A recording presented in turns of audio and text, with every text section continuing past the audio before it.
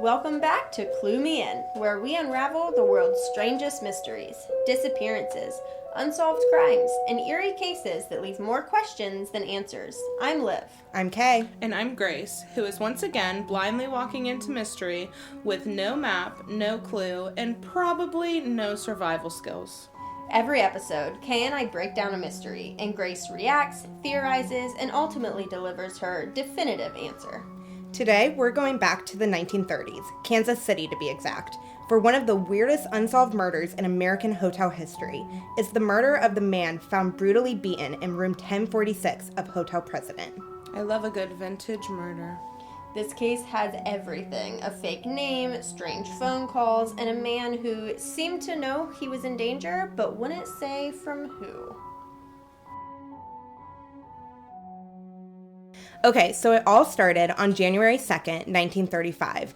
A man checked into the Hotel President in Kansas City, asking for a single night stay. He used the name Ronald T. Owen, claimed to be from Los Angeles, and requested an interior room on a high floor, one without a window to the street.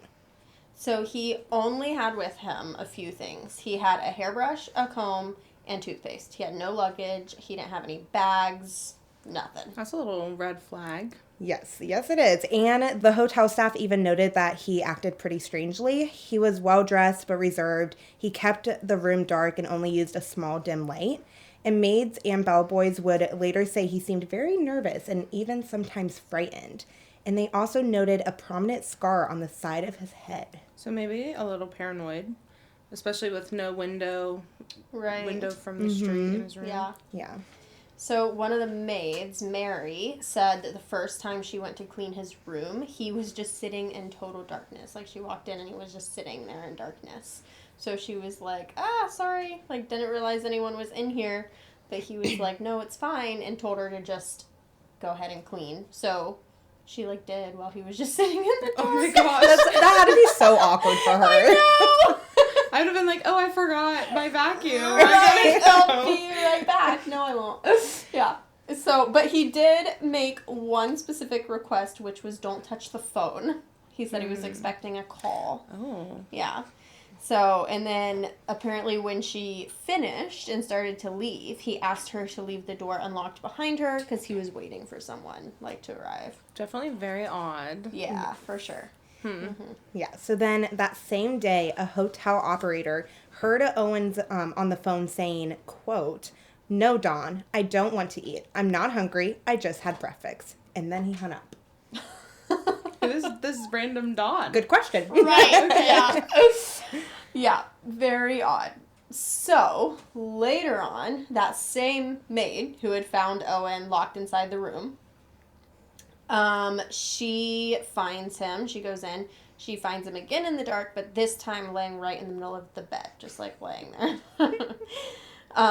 But what really stood out to her was what she spotted on the desk, which was a note that said, "Dawn, I will be back in 15 minutes. Wait." So Dawn is someone. Yeah. Apparently. Yeah. I have so many questions, but I don't even know what they are. Okay, so stuff like this hadn't just been happening once. It happened 3 different times. And the last time she went to drop off fresh towels, she knocked and called out like she always did. But instead of Owen's voice inviting her in, she heard this deep, loud, unfamiliar voice saying, "We don't need any." Caught off guard and a little flustered, I mean, she just kind of turned around and left like anybody would. Right. Was it Dawn? Maybe. Probably. I mean. Probably. Also, how long he's probably there for at least a few days at this point, right? Yeah. If she's come in several like times. 2 days, yeah. It'd been like 1 But or 2 he days had at no this luggage point. or anything. Right. Yeah. Yeah. Like, what was he doing? I don't know if he was just, like, re-wearing the same clothes. I don't know. Yeah. Okay, so we had the weird, strange male voice that she heard. So then later that evening, a woman in the hotel, believed at the time to be a sex worker, told police she had been visiting a man on the 10th floor, and there was another man lurking in the hallway. She said he looked out of place and that she felt like he was watching her. Then, on January 4th, so 2 days after he checked in, Around 7 a.m., a switchboard operator noticed Owen's phone was, like, sitting off the hook, and then it had been that way for hours. So he sent a bellboy to go and check it out. And he was concerned. Roland was concerned of getting a call. Right. Mm-hmm. But the phone was off the hook, which means a call couldn't go through. Exactly. Right. Yeah. Okay, so the bellboy that was sent up to check saw that there was a do not disturb sign on the door. But he knocked anyway, and Owen barely made a sound in response. So when the bellboy stepped inside, what he found was pretty horrifying. Owen was slumped on the floor, completely naked and covered in blood, with serious injuries to his head, chest, and there was blood splattered all around the room. What the heck? Yeah. So he ran to get his assistant manager, and when they came back, the door wouldn't open all the way. So Owen had somehow crawled to the door and collapsed right in front of it, blocking them from getting in. So he was eventually able to move away from the door, like just enough for them to be able to squeeze through. And what they saw was crazy. So he had cords tied around his wrists, his ankles, even his neck. Oh my gosh. I know. So it was clear he had been tortured. But when the police asked who did this to him, Owen said nobody. Like, he just literally, like, that's what he said, like, nobody. And he claimed that he hit his head on the bathtub, which, like... That explains the ties, Right. Yeah, or the blood splatter all around the room. Yeah. Wow. Smart tub. Yeah. Right after the police arrived soon after, Owen blacked out. He was rushed to the hospital, and he died only a few hours later. And detectives are positive that this is now a homicide case. Wow. So it wasn't the bathtub. Not the bathtub. Suspect ruled out. Darn. Okay, but there's, like, more that started kind of coming in after. So there are some twists. So first, Roland T. Owen is not his real name. So he had no identification, and when the police tried to contact his family in Los Angeles, there was absolutely no record of him. Interesting. Yeah. So then after that, newspapers ran his photo, and months later, a woman recognized him as her son, Artemus Ogletree, from Alabama. And he had apparently left home in 1934 to see the country. Ogletree? I think that I would have changed my name too if my name was Artemus Ogletree. So moving on. Months after his death, a mysterious bouquet of flowers was sent to his funeral anonymously, and the card said, "Love forever, Louise." Oh, but nobody, like, ever heard from this mysterious Louise. Nope. Yeah. Interesting. Another little mystery. Yeah. All right, Grace. So let's go over some of the clues we've already discussed, and then also some new clues you haven't heard yet. So specifically, what was found in room 1046. There was no clear murder weapon, no knife, no blade. But investigators did find a glass cup broken in the sink with a piece missing. That led them to think that it might have been used to create the wound on Owen's head. Ooh. So aside from that, I know, the only other items noted were a hairpin, a safety pin, and an unlit cigarette. And then a small bottle of diluted sulfuric acid. Yeah. So then one last detail about what was found in the room. They found 4 fingerprints on the phone stand that they believed to belong to a woman. But keep in mind, this was 1935, so forensics techs wasn't exactly working miracles back then. That's true. Louise, maybe? Louise. Can't forget about Louise. Yep. Or didn't you say something about a sex worker earlier? Yeah, and she said she was on that floor. Yeah. Oh. Meeting with a man. Yeah. So. All right. So that covers, like, some of the physical evidence. Now here's some of the stuff that, like, people said and heard. So on January 3rd, so he checked in on the 2nd, found on the 4th. Yeah. This is the 3rd. Okay. A woman and her boyfriend were staying in the room right next door to him, 1046, and they said that they heard a man and a woman's voice echoing through the hallway, but they never saw Owen, but they did hear those voices. Interesting. Yeah. It kind of sounds like he never left. Like he was always in his room. Like he was just always there. I agree. Mm-hmm. So then to go back to like other people who might have been around his room at that time, an elevator operator did say that he saw large amounts of people hanging around the 10th floor that evening and that there seemed to be like a party going on in one of the other rooms. He said the whole floor felt unusually busy for a weekday, almost like something strange was going on. Yeah. So now Could be a distraction. It could be. That's a good point to bring up. Yeah. All right, so now that we've covered the basics, let's talk about the parts that make zero sense to us. So these are strange little clues that feel like breadcrumbs, except instead of leading anywhere, they just keep looping us back into the same confusion. I love being confused, even with more information. Okay, so we'll just quickly go through some of the stuff we mentioned earlier, so it's fresh in your mind. Okay. So that you can give us your definitive answer.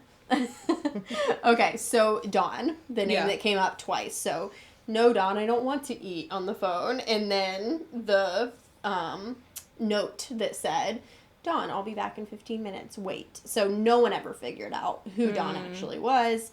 Never came forward. No one could track him down. So that's one weird clue.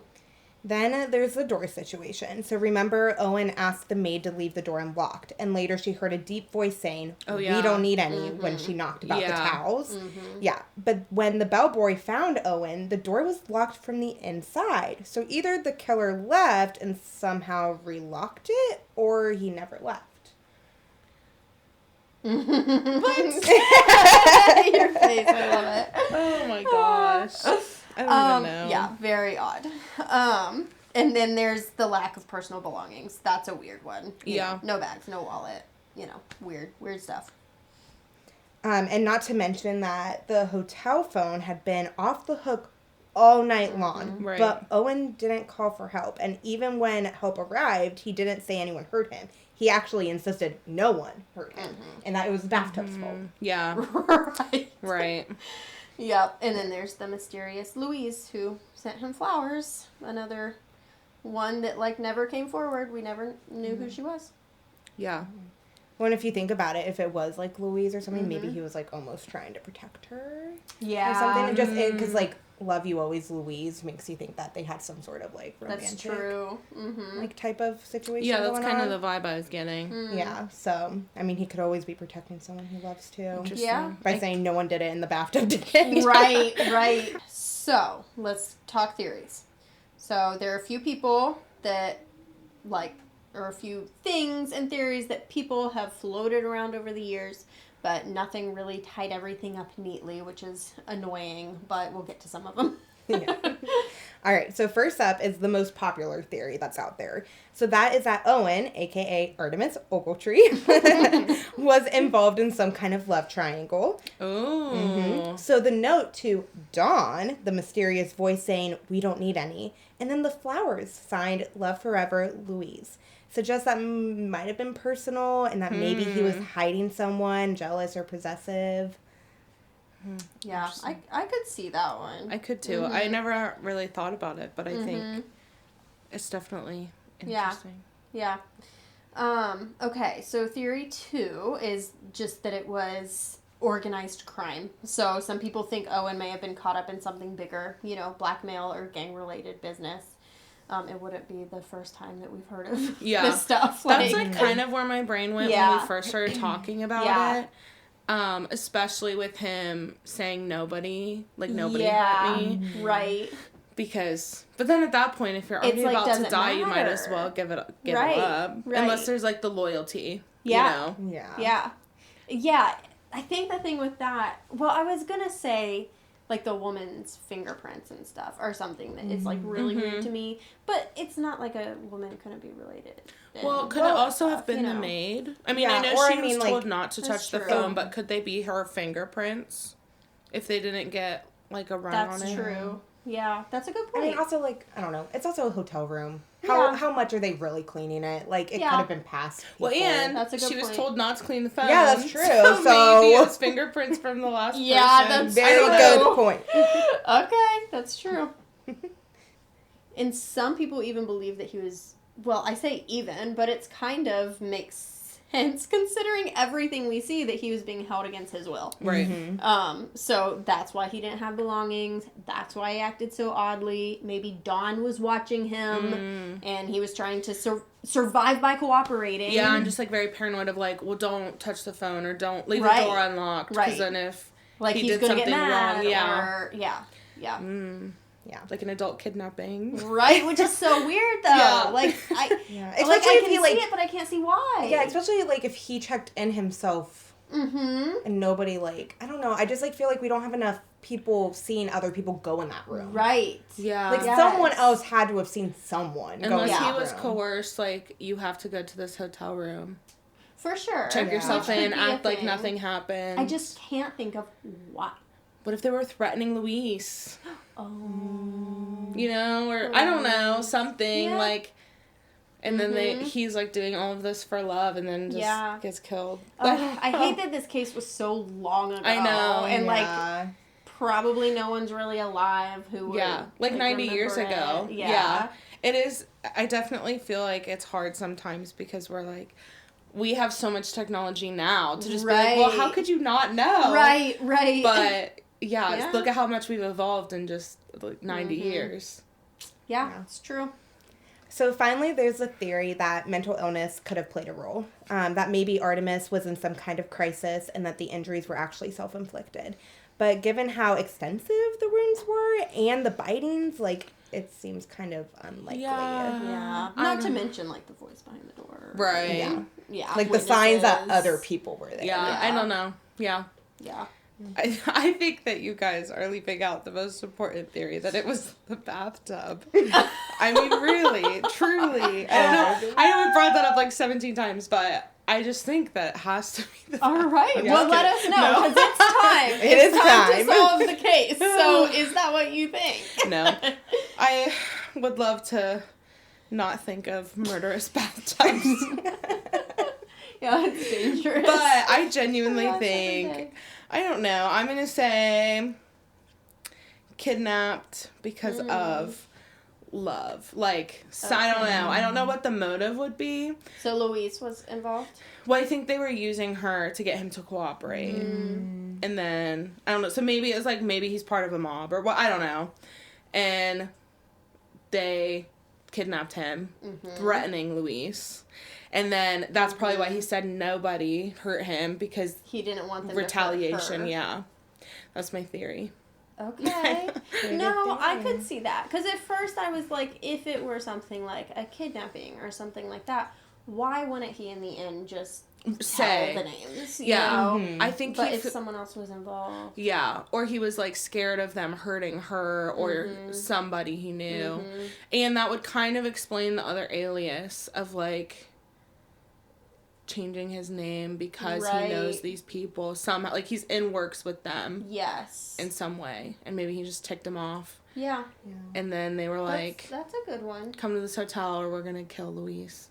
Especially because his mom did say that like he left a while ago to see the country, and like I feel like that has some mystery to it too, like what did was he by running that? from somebody or was he just curious to see the world and then like fell into something more sinister and stuff.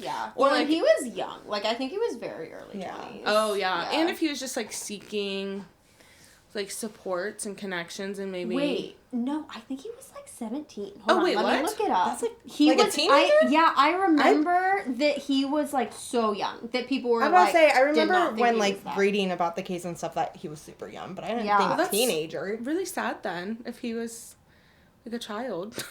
Okay, so it says he told hotel staff that he was like in his 20s, but the reports suggest he was from anywhere from 17 to 19 years old. Whoa.